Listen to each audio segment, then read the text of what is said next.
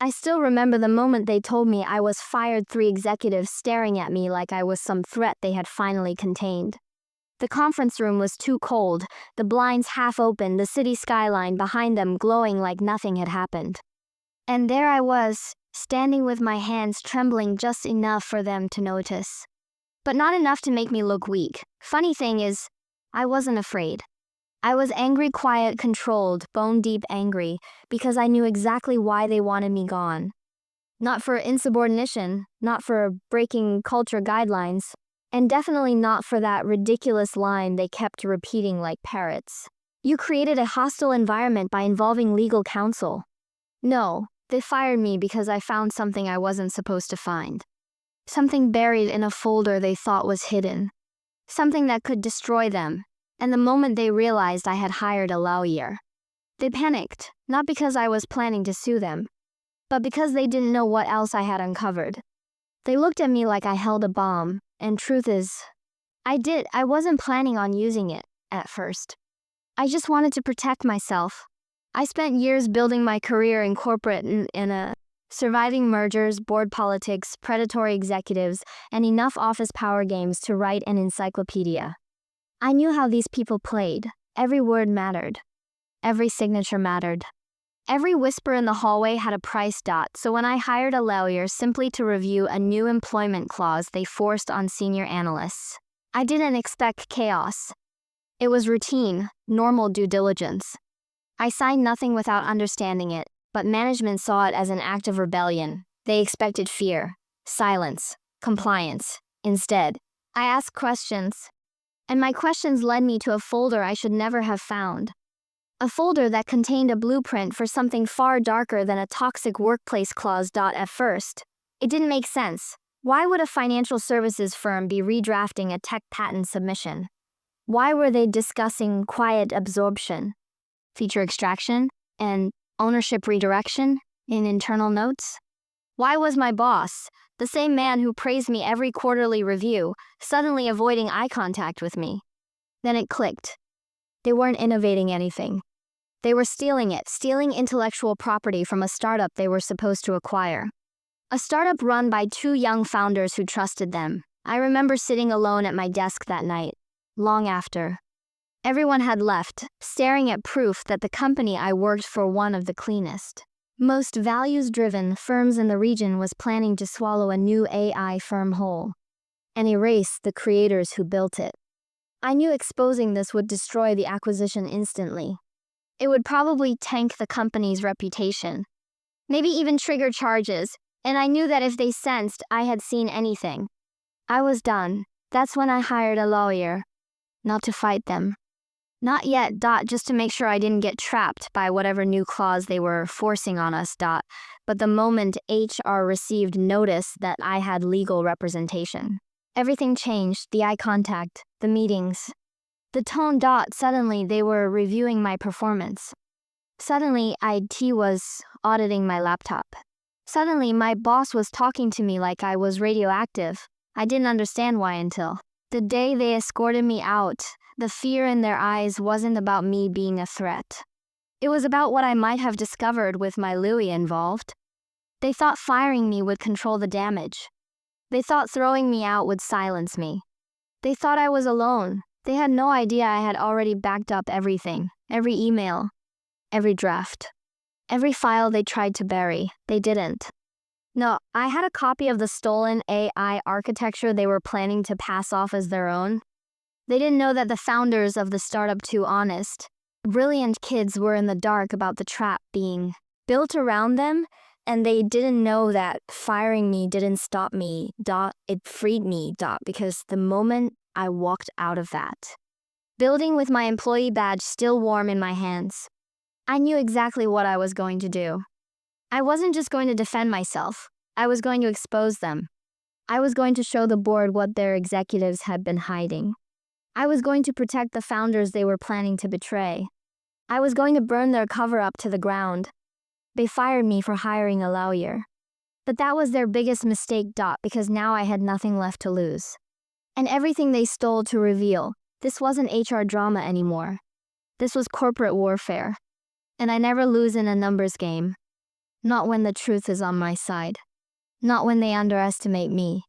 Not when I hold the evidence that could sink the biggest deal of their year. They thought I was done, but I was just getting started.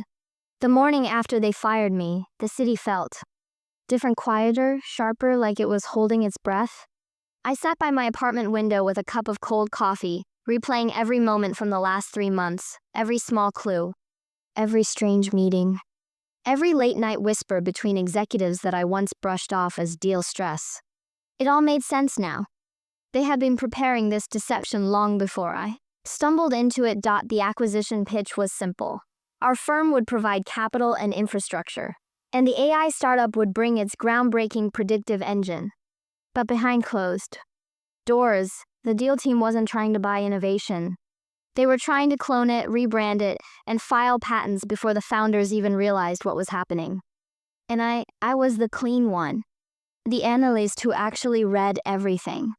The one who double-checked numbers, cross-checked version histories, noticed when metadata didn't match timelines. I was never supposed to be more than a worker bee, smart, silent, obedient. But the deeper I got into the documents, the harder it became to pretend I didn't see the red flags, mismatched timestamps, drafts without author names, architecture diagrams that looked rewritten but carried the same underlying logic as the founders' prototypes. It wasn't analysis. It was theft wrapped in consulting language. I didn't tell anyone, not at first. I just backed everything up, quietly, carefully, like someone walking through a room full of sleeping snakes. But now that they had fired me, the danger shifted. If they suspected the extent of what I knew, they'd try to erase every trace, not just the documents, but any link between me and the truth. I was suddenly a ghost in their story. Someone they could blame if anything leaked. Someone they could discredit with a single whisper. She was terminated for misconduct. I wasn't going to let that happen. So I made a list: names, dates, file paths, version numbers, every flaw in their cover-up. Not to attack yet, but to understand the battlefield. Corporate wars aren't fought with fists. They're fought with timing, leverage, and precision. And I wasn't going into this blind. I had my lawyer now. I had my evidence, and I had time, something the executives didn't have. The acquisition signing was in 12 days. If the startup discovered the theft before closing, the entire deal would collapse. Investors would pull out. The board would start asking questions no one could survive. 12 days to expose the truth. 12 days to decide how far I was willing to go. And as I looked at that folder, my quiet weapon, I realized something. They didn't fire me to silence me. They fired me to stop me from looking deeper, but they were too late. By the 4th day, the pressure around me shifted from quiet confusion to something heavier, like the air before a storm. My inbox began to fill with strange notifications, password reset attempts, location pings from devices I didn't recognize, automated messages saying someone tried to access my old work account. They were checking to see what I still had, or what I might be planning. I wasn't surprised. Cornered executives don't wait. They strike first, but I wasn't afraid either, because what they didn't know was that I had already stored the evidence on an external drive locked inside a safety deposit box. I kept only decoy fragments on my laptop, just enough to make them nervous. Still, every move I made now felt like stepping through shadows.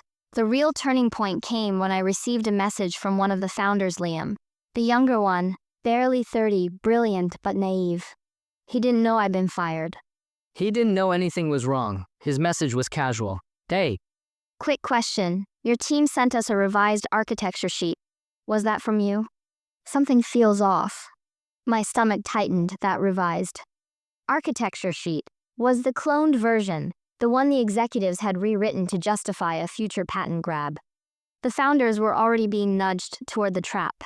If they adopted the rewritten structure, the firm could later claim they had created those features in collaboration. Ownership would become disputed. Their original work would be buried beneath professional wording and legal fog. I typed a reply 3 times and deleted it each time. Anything I said could put him at risk, or alert the executives that I was still in the picture. So I did the only safe thing. I ignored the message, and yet ignoring him felt like betrayal. That night, I walked the city for hours. Neon lights reflected off rain-soaked pavement. Cars hissed past like whispers. I replayed every conversation I'd had with the founders during the early diligence meetings, their excitement, their trust. The way they believed we were the ethical firm among all the vultures.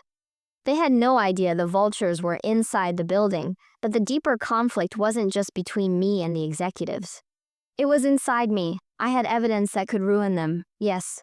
But using it would also drag the entire acquisition into public disaster. Stocks would fall. Hundreds of innocent employees would suffer, and the founders, even if protected from theft, would still become collateral. In a scandal they never asked for, the truth could save them. The truth could also destroy them, and I hated that the executives had forced me into this moral battlefield. On the 7th day, my old boss called me. His voice was calm, too calm. "I heard you've been upset," he said. "Look, we can make this easier. Sign an exit agreement. Return any remaining firm property. In exchange, you'll get a severance package. A generous one. Translation: give up the evidence, disappear quietly, let the firm swallow the startup. I let him talk, listening to every lie, every soft-toned threat wrapped in corporate language. When he finally finished, he added, "And remember, leaking internal materials would be a criminal offense. I'd hate to see you make a mistake." There it was, the real message, not severance. Silence. I didn't reply. I simply hung up. And that's when I realized the conflict wasn't a choice anymore. They weren't going to stop. They weren't going to back down. They were going to push until I broke. Or until I fought back. That night, as the city hummed below my window, I opened the folder again, not out of fear, but out of resolve. Line by line, diagram by diagram, I studied every piece of stolen architecture. I mapped connections the executives thought no one would notice. I built a timeline, a pattern, a story of manipulation, a story the board would never forgive, a story the founders deserved to know, a story that, if revealed at the right moment, would stop the acquisition dead. The conflict was no longer internal. The battlefield was clear. They wanted me silent. They wanted the deal closed. They wanted the stolen innovation buried, but I was done hiding. The betrayal didn't explode all at once. It unfolded slowly, quietly, like a bruise spreading beneath the skin before anyone can see the damage. I watched it happen piece by piece, each moment sharper than the last. Each one proving just how far the executives were willing to go to protect their scheme. It began with a sudden change in tone from people I once trusted. Marissa, a colleague who used to eat lunch with me almost every day, suddenly blocked me on every platform. A partner who had once praised my diligence accidentally copied me on an internal email where he warned others to avoid discussing sensitive matters with her. Even My mentor, a woman who taught me half of what I know about corporate strategy, sent me a cold, sterile message thanking me for my contributions and wishing me closure. Closure. As if I had died, but the real betrayal came from the place I least expected. My lawyer called me one morning.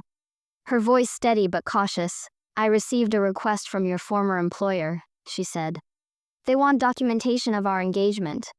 They claim you shared internal materials with me." My heart dropped. Sharing internal materials? I hadn't shared anything. She knew that. And they knew that. This wasn't a mistake, it was a setup. A preemptive strike. They were trying to build a narrative that I had acted improperly, that I had leaked documents, that I was the threat. "Not them, they're preparing something," she said. "I know," I replied, "and it's going to escalate," she warned. She was right. 2 days later, I learned what they had been building, a disciplinary report, a retroactive disciplinary report. Someone inside the firm, the HR director, I assume, had created a document claiming they had received concerns about my handling of confidential data weeks before my termination. They were rewriting history to justify firing me, trying to make it look like I had been under suspicion long before I hired my lawyer, but the timestamp on the PDF metadata gave them away. It had been created 3 days after they fired. sloppy, desperate, and exactly the kind of move guilty people make when the truth starts closing. And yet, the betrayal didn't stop there. On day 10, Liam, the founder who had messaged me earlier, sent another text. We were told you resigned. Didn't get a chance to say goodbye. Everything okay? Resigned. That was the knife in my chest. Not fired. Not pushed out. Resigned. Had lied to the founders. They needed the founders calm, compliant, trusting. If the founders knew the truth that I had been terminated abruptly, questions would bloom like wildfire. Why was their lead analyst removed days before closing? Why was someone who cared about the deal suddenly gone? Why was the only person who consistently defended their interests no longer on the team?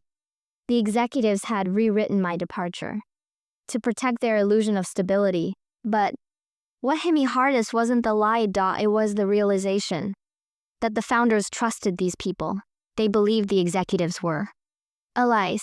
They thought my disappearance was just another corporate shuffle. Meanwhile, those same executives were sharpening the blade behind their backs. That night, I sat alone with the city lights flickering against my window, replaying every meeting I had been in with the deal team.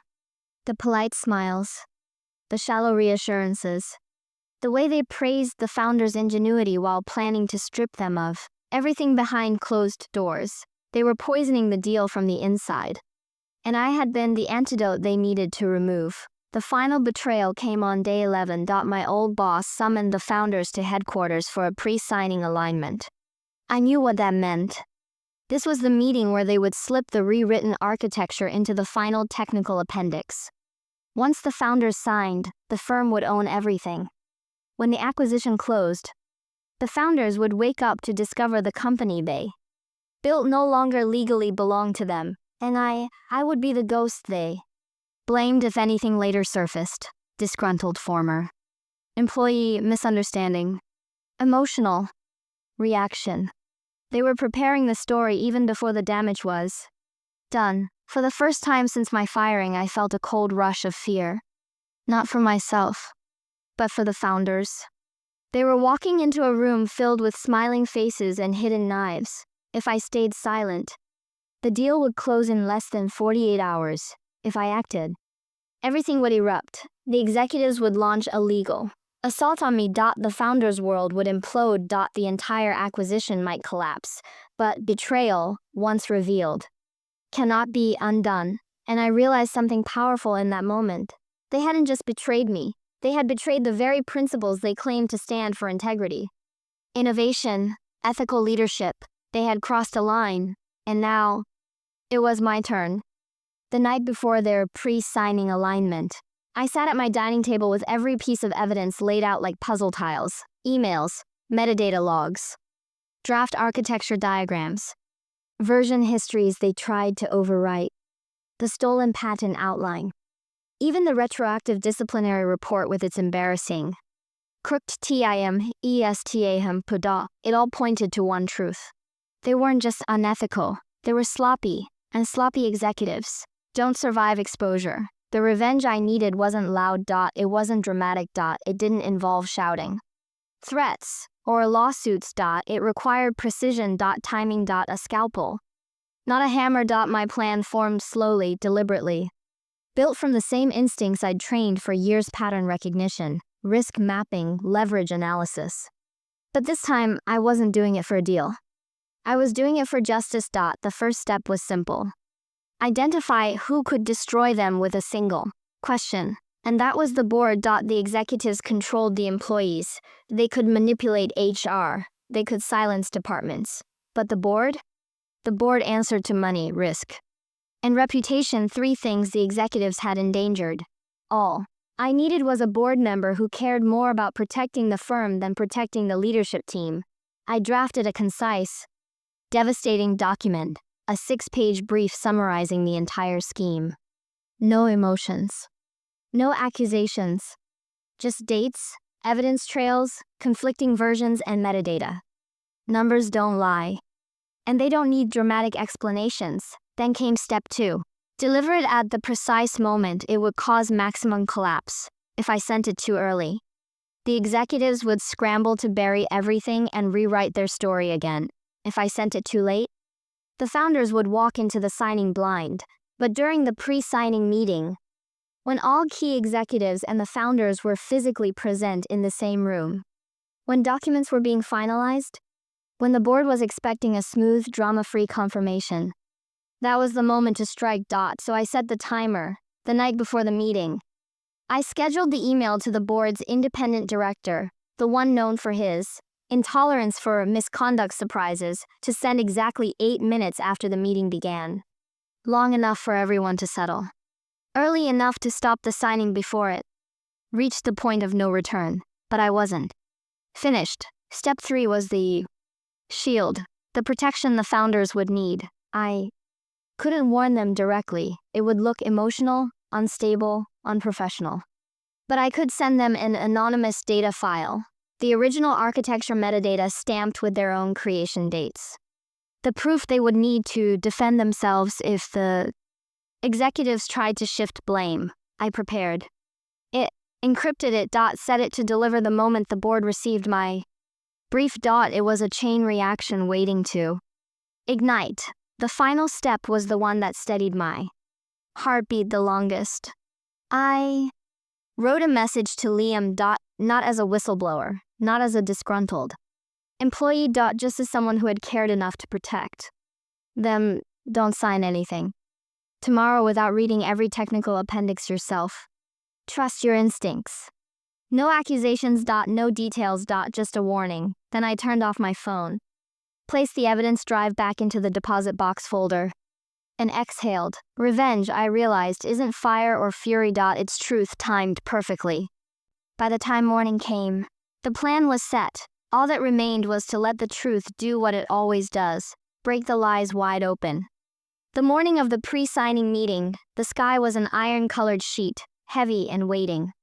It felt right. Deals like this don't end under sunshine. They end under pressure, under clouds thick enough to mirror the secrets hiding inside that glass tower. I wasn't in the building, but I could imagine it perfectly, the founders arriving first. Polite, hopeful, a little tired. The executives sweeping in next.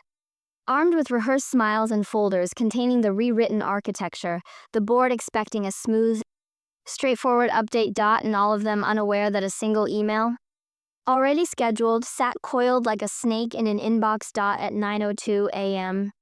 The meeting began. At 9:10 a.m. The timer triggered. I wasn't watching a clock. I wasn't staring at a screen. I was simply standing at my window, listening to the low hum of the city, waiting for the shift in the air, some instinctive pull in the universe that tells you a fault line has cracked. And then my phone buzzed. Not a call, not a message. A notification from a public news alert I'd set years ago and forgotten. Corporate governance updates. Sudden board session called. I didn't smile, not yet, because the real explosion was happening inside that conference room. Later, through quiet sources and whispers, I pieced together exactly how it unfolded. At 9:10. The independent director opened the email. 6 pages, dry, clinical, devastating. The kind of document that doesn't accuse, it confirms. He read it once, then again. Then he looked up at the executives presenting their finalized technical appendix. That's when the room shifted. The director interrupted the presentation. One sentence. Sharp. Precise. Deadly. Where did these architecture revisions originate? Silence. Then stammering. Then the first layer of their fabricated story began to crack. The founders leaned forward. Alert now, confusion rising like smoke. The executives tried to redirect the conversation. Classic tactics, stalling, deflecting, blaming ongoing internal reviews. But before they could regain control, Liam opened his laptop. And there it was, the anonymous file I sent him, the original architecture with his team's creation stamps, the real ones. He compared them to the rewritten appendix sitting in front of him. And the realization hit him like a physical blow. This isn't ours, he said. His voice wasn't angry. It was cold. Betrayed. The second founder opened the same file. Then the murmurs began. Confusion, shock, a rising threat of panic from the executives who suddenly looked smaller. Cornered. One of them made the fatal mistake of blaming me. She was terminated for misconduct. She must have, and the independent director cut him off with a question that sealed their fate. Your disciplinary report is dated 3 days after her termination. Would you like to explain that inconsistency? Witnesses said the entire room froze. Meanwhile, the technical lead from the startup reached for the metadata logs. He checked them line by line, verifying every version history, every duplication pattern I had quietly cataloged. His face drained of color. You cloned our engine, he whispered. And you tried to file early patents. That was the moment the meeting detonated. Voices rose. Accusations collided. The executives scrambled for explanations that contradicted each other. The founders demanded a halt to the signing. The board demanded a private session. Security was called not to escort me, but to escort them. By 10:07 a.m. The acquisition was frozen. By 10:12. Legal counsel had arrived. By 10:30.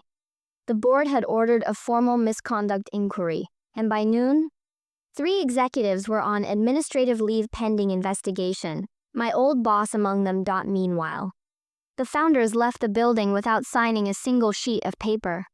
They looked shaken, betrayed, but protected. And they had the truth now. They had their work back. They had ownership of their creation.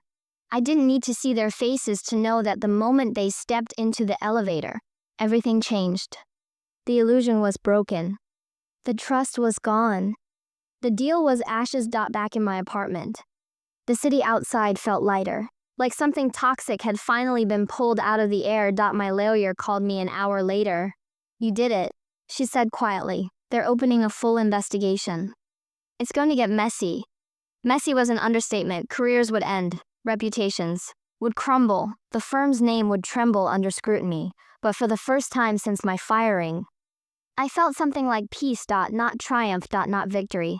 Just the steady, quiet knowing that justice, real, clean justice, had finally cut through. The lies, the climax wasn't loud. It wasn't cinematic. It wasn't the kind of revenge people fantasize about. It was a truth revealed at the exact moment it could no longer be stopped, and now the fallout was coming. In the days that followed, the firm fell strangely silent, like a skyscraper holding its breath. No more threats. No more calls. No more carefully worded messages meant to intimidate or pacify me. Just quiet. The kind that only arrives when people are too busy scrambling for survival to bother with the person. They tried to destroy. My lure forwarded updates as they came in. The board's inquiry broadened quickly. Once they dug into the architecture revisions, they uncovered more emails, private Slack channels, late-night amendment logs that contradicted official statements. One executive resigned before the investigation reached him. Another tried to negotiate a severance package and was denied. My old boss simply vanished behind legal counsel, refusing to comment. For the first time in months, I slept without waking to the anxiety of what they might do next. But the part that mattered most wasn't the firm's downfall. It was the founders' message. 2 nights after the inquiry began, I received an email from a new address. Short, simple, thank you. We know now. We're safe because you acted. They didn't ask for details. They didn't demand explanations. They didn't burden me with their shock or anger. Just gratitude. Clean, quiet gratitude. And that meant more than any courtroom victory ever could. I didn't ask what they planned next, but I heard through the same soft channels that had kept me informed that they walked away from every acquisition offer for now. They were rebuilding privately, strengthening their protections, guarding their innovation like it deserved to be guarded. As for me, I stepped back, not in defeat, but in relief. Revenge stories usually end with the downfall of villains, but my ending was simpler. I got my name back, my integrity, my truth. And I got to walk away knowing I had stopped something monstrous before it consumed people who trusted the wrong hands. One afternoon, I returned to the bank and removed the evidence drive from the safety deposit box. It felt lighter than I remembered. Maybe because it wasn't a shield anymore. It was just a memory of a battle I had already won. I left the bank, crossed the street, and exhaled into the city breeze. The firm would survive, corporations always do, but not untouched. Not unscarred. Their leadership would answer to consequences they created themselves. And I was free finally and fully. In the quiet that followed, I finally understood something I had ignored for years. Silence protects no one. Power only grows in the shadows when people are too afraid to challenge it. By stepping forward, I didn't just reclaim my voice, I reminded myself that truth has a way of cutting through every polished lie. What happened changed me, but it also freed me. And now I'm done shrinking for anyone.